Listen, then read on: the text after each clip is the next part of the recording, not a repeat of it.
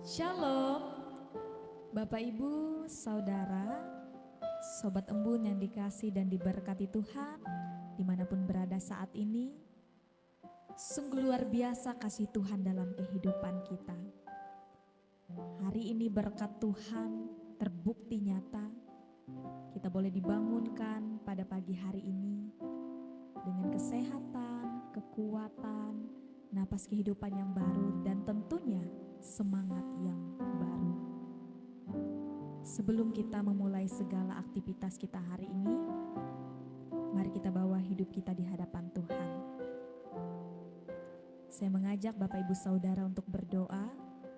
Mari kita berdoa. Bapa yang bertahta di dalam kerajaan sorga, Bapa yang kami kenal di dalam nama Tuhan kami Yesus Kristus. Engkau adalah Allah satu-satunya yang layak kami puji dan kami sembah dalam kehidupan ini. Terima kasih Tuhan atas kebaikan demi kebaikan yang boleh Tuhan nyatakan dalam kehidupan ini. Bahkan karena kebaikan Tuhanlah, pada pagi hari ini kami masih diberikan kesempatan untuk berkarya, untuk menikmati berkat Tuhan, melewati kesehatan, kekuatan, napas kehidupan. Terpujilah namamu ya Tuhan. Hari ini Tuhan, kami ingin serahkan kembali kehidupan kami hanya ke dalam tangan kasih-Mu. Sebab kami yakin dan percaya, ketika Tuhan yang ambil bagian dalam kehidupan kami, segala sesuatu yang ada di hadapan kami, boleh kami lewati bersama-sama dengan Tuhan. Ini kehidupan kami ya Tuhan. Kami rindu untuk memuji dan memuliakan nama Tuhan. Di dalam nama Yesus Kristus kami telah berdoa dan bersyukur. Amin. Mari kita nyatakan pujian kepada Tuhan. Kita mengakui bahwa hanya ada satu pribadi yang layak kita puji, yang layak kita sembah dalam kehidupan ini. Ia tidak berubah dari dahulu, sekarang sampai selama-lamanya. Mari kita agungkan kebesaran nama Tuhan.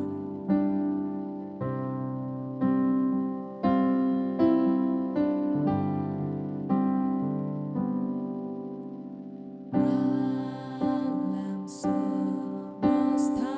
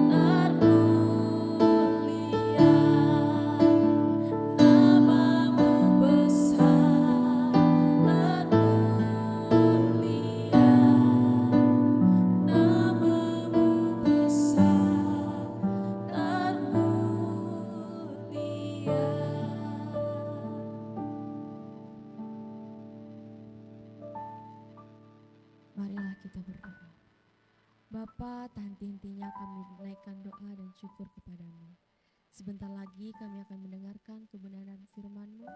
Kiranya Engkau membuka hati dan telinga kami supaya dapat mendengarkan firman-Mu dengan sungguh-sungguh dan dapat menerapkannya di kehidupan kami sehari-hari. Hanya ini doa anak-Mu ya Tuhan. Haleluya. Amin. Salam saudara yang dikasihi Tuhan oleh kasih karunia Tuhan Yesus Kristus. Saya senang sekali bisa bersama dengan Bapak Ibu semuanya dalam renungan pada hari ini. Kita akan belajar kebenaran firman Tuhan yang terdapat dalam 2 Timotius 1 ayat 8 sampai yang ke-12. Namun bagi kita saya tidak membaca semuanya, saya hanya akan membaca ayat yang pertama saja. Demikian firman Tuhan. Jadi janganlah malu bersaksi tentang Tuhan kita, dan janganlah malu karena aku seorang hukuman karena Dia, melainkan ikutlah menderita bagi Injilnya oleh kekuatan Allah. Demikian firman Tuhan untuk kita pada hari ini, dan saya berharap Bapak Ibu semuanya bisa membaca teks ini dengan lengkap dan kita akan merenungkan firman ini bersama-sama. Nah, hari ini saya akan memberi judul firman Tuhan ini adalah Stay Cool dalam Panggilan Tuhan. Mengapa harus stay cool? Karena seringkali di tengah dunia yang serba penuh dengan gejolak dan penuh dengan tuntutan ini, kita sebagai orang-orang percaya seringkali merasa panas dingin alias cemas, khawatir, bahkan bingung mengekspresikan iman kita. Nah, mari kita buka hati kita, mari kita bersukacita karena firman Tuhan hari ini tidak datang untuk menghakimi kita, melainkan untuk memberikan kita kekuatan baru di dalam melayani Dia dan di dalam terus mengikuti panggilannya. Nah, Bapak Ibu Saudara yang saya kasihi dalam Tuhan, sebelum kita masuk lebih jauh ke dalam teks Alkitab ini, mari kita lihat kenyataan di sekeliling kita secara jujur. Mengapa banyak dari kita yang kadang memilih mengambil posisi low profile di dalam bersikap terhadap iman kita. Seringkali kita tidak mau, tidak berani menunjukkan bahwa jati diri kita sebenarnya adalah orang Kristen dan pengikut Yesus. Bahkan kita seringkali enggan untuk menunjukkan identitas kekristenan kita secara terbuka. Jawabannya, mengapa semua itu terjadi? Karena tantangan itu adalah sebuah kenyataan, terutama bagi kita yang tinggal di Indonesia. Mari kita lihat data di layar yang kita saksikan pada saat ini. Laporan terbaru dari Setara Institute yang dirilis pada bulan Maret tahun 2026 ini menunjukkan bahwa sepanjang tahun 2025 tercatat ada 221 peristiwa pelanggaran kebebasan beragama dan berkeyakinan atau KBB dengan total 331 tindakan diskriminatif. Dan orang yang paling menyentuh hati kita adalah fakta real ini, yaitu dari angka tersebut aktor non negara atau kelompok warga sipil memegang angka tertinggi dengan 197 tindakan melampaui pelanggaran oleh aparat negara. Nah, peneliti Setara Institute juga menegaskan bahwa kelompok minoritas termasuk kita umat Kristen dan Katolik masih menjadi sasaran utama regulasi yang diskriminatif di negara ini. Nah, Bapak Ibu Saudara mungkin ingat peristiwa rumah makan babi yang ada di Sukoharjo, belum lagi isu-isu miring tentang cerdas cermat 4 pilar di Pontianak, belum lagi isu miring juga tentang ketidaklolosan seorang gadis di Sulawesi yang tidak diloloskan mengikuti paskibraka yang diduga berseliweran di medsos. Kita lihat bahwa ada indikasi rasial di dalamnya, walaupun itu semua belum terbukti kenyataannya. Tetapi fakta yang terjadi itu adalah sebuah kenyataan yang real, yang tidak dapat kita pungkiri bahwa memang kehidupan kita dalam mengikut Kristus di negara kita ini mengalami masalah, mengalami tekanan yang cukup signifikan. Nah, Bapak Ibu Saudara, rasa tertekan ini membuat banyak dari kita yang secara perlahan mengaktifkan silent mode pada iman kita. Kita menjadi Kristen yang mungkin bersembunyi, tidak terlalu berani untuk menunjukkan diri, kesaksian kita. Bahkan kita tidak ingin dicap sebagai orang yang aneh, takut ditolak, dan kita juga takut kehilangan promosi jabatan atau dikucilkan dalam pergaulan sosial. Dan mungkin ketika kita beribadah di rumah kita harus berbisik-bisik karena takut ada tetangga yang kemudian merasa terganggu dan kemudian memprovokasi orang lain sehingga melakukan persekusi terhadap orang-orang yang beribadah di rumah. Nah, Bapak Ibu Saudara, ada beberapa pesan yang mau disampaikan oleh Paulus dalam 2 Timotius 1 ayat 8 sampai 12 ini. Yang pertama, dia menginginkan kita bahwa kita bukan menjadi pengikut Kristus yang anonim atau Kristen yang rahasia. Karena tekanan sosial yang nyata, muncullah fenomena yang saya sebut sebagai Kristen rahasia ini. Tipe orang Kristen yang kalau di gereja puji Tuhan, kemudian menyanyi, menggebu-gebu, dan kemudian melayani dengan baik. Tetapi kalau di luar gereja, tidak ada yang tahu kalau orang ini Kristen. Nah, Bapak Ibu, kita harus menghindari situasi seperti ini. Rasul Paulus mengingatkan Timotius di ayat yang ke-8 tadi berkata demikian. Janganlah malu bersaksi tentang Tuhan kita. Mengapa? Karena di ayat sebelumnya Paulus menekankan bahwa Tuhan tidak memberikan kepada kita roh ketakutan, melainkan roh yang membangkitkan kekuatan, kasih, dan ketertiban. Menjadi Kristen yang stay cool dalam panggilannya bukan berarti kita menantang semua orang untuk berdebat di media sosial dengan mempertahankan, dengan membanggakan iman kita, melainkan menjadi Kristen yang berani. Kita juga menampilkan kasih, integritas, dan sukacita yang kuat di dalam keseharian kita, sehingga orang lain bisa melihat perbedaan karakter kita. Jangan sembunyikan terangmu di bawah gantang, itu firman Tuhan. Melainkan identitas iman kita bukanlah aib yang harus kita tutupi, yang harus kita jaga, yang harus kita sembunyikan. Melainkan iman kita harus kita anggap sebagai anugerah yang memerdekakan, yang memberi kita kekuatan. Kendati pun di faktanya yang terjadi bahwa kita sulit untuk melakukan itu di dalam kehidupan kita, terutama di tengah masyarakat, apalagi apabila kita minoritas. Tetapi Tuhan mau kita menunjukkan jati diri kekristenan kita sebagai orang yang penuh kasih setia, damai sejahtera, dan pengampunan. Yang kedua, kita juga harus melihat poin ini. Poin kedua yang membuat kita bisa tetap tenang dan cool, karena kita harus paham siapa bos kita, siapa panutan kita yang tertinggi di dalam kehidupan kita, yang harus kita sembah, puji, dan muliakan di dalam hidup ini. Kita perhatikan ayat yang ke-9 tadi, Paulus menuliskan bahwa Tuhan menyelamatkan kita dan memanggil kita dengan panggilan yang kudus. Dan itu bukan berdasarkan perbuatan kita. Bukan karena kita baik, kita saleh, kita hidup rohani, Tuhan kemudian memanggil, memilih kita. Melainkan berdasarkan rencana dan kasih karunia-Nya sendiri.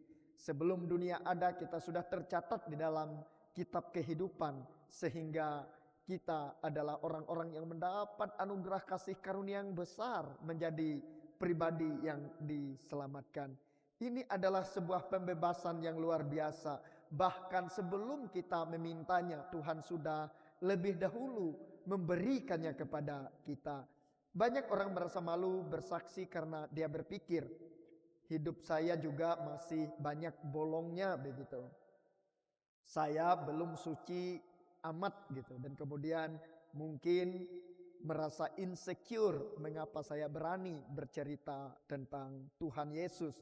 Nah, ingat Bapak Ibu Saudara yang saya kasihi dalam Tuhan, kita bersaksi bukan untuk memamerkan betapa hebatnya kita, betapa salehnya hidup rohani kita, dan bukan untuk menunjukkan betapa rohaninya kita, melainkan kasih karunia yang Tuhan berikan kepada kita, kita saksikan untuk menunjukkan betapa luar biasanya kasih Tuhan yang menganggap kita berharga dan menganggap kita mulia, dan Dia sungguh mengasihi kita.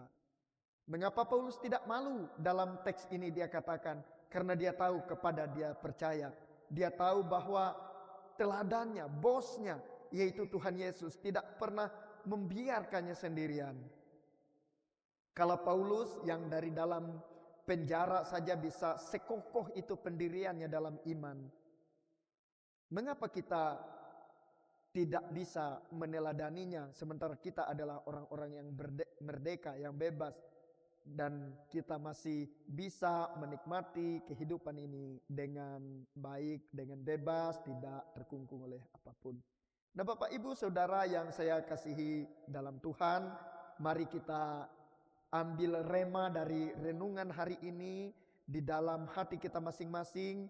Kita lihat Paulus menutup perenungan ini dengan ayat yang ke-12 dengan sebuah kalimat yang begitu, menurut saya begitu menguatkan dan sangat legendaris, yaitu karena aku tahu kepada siapa aku percaya dan aku yakin bahwa Dia berkuasa memelihara apa yang dipercayakannya kepadaku sampai hari Tuhan.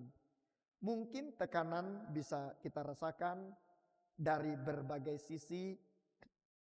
Baik, ada banyak orang yang meremehkan pelayanan kita, meragukan kemampuan kita, menghambat perkembangan gereja kita, bahkan menghambat perkembangan diri kita karena kita adalah pengikut Kristus yang setia. Tetapi percayalah bahwa Ia juga berfirman, karena aku tahu kepada siapa aku percaya dan aku yakin Dia berkuasa memelihara apa yang dipercayakannya kepadaku sampai hari Tuhan. Dan saya percaya jika kita masih menjadi orang Kristen pada hari ini, itu bukan karena kita yang gagah, bukan karena kita yang kuat, tetapi karena Yesus yang hebat. Karena Dia yang menguatkan kita, menolong kita dengan Roh Kudus-Nya. Dan Dia yang memanggil kita adalah Tuhan semesta alam. Dia sanggup memelihara hidup kita, karir kita, masa depan kita, dari iman kita sampai garis akhir. Jangan malu mengakuinya, karena Dia tidak pernah malu mengakui kita sebagai anaknya.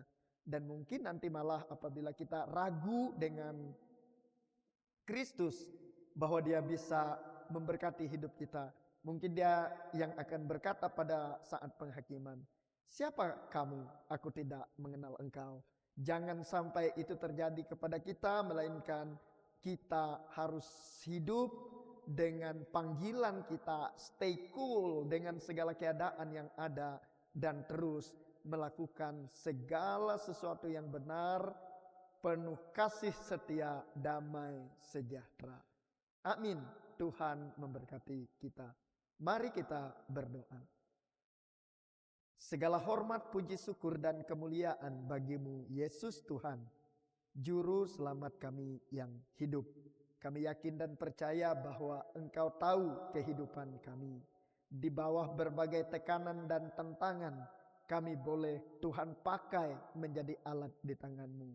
Dan biarlah kami yang kecil, lemah, tidak berdaya, tetapi Tuhan pakai kami menjadi kreatif minority, orang-orang yang kreatif, orang-orang yang memuliakan Tuhan walaupun kami jumlahnya sedikit. Dan biarlah kami menjadi berkat bagi tempat di mana kami tinggal sebagai umat Tuhan. Kau berkati jemaat-Mu yang mengikuti ibadah online pada hari ini dalam YouTube Embun ini. Dan biarlah Tuhan, Engkau memberikan sukacita damai sejahtera kepada jemaat-Mu. Engkau pulihkan keadaan kehidupan mereka. Engkau memberkati mereka dalam gumul juang yang mereka alami.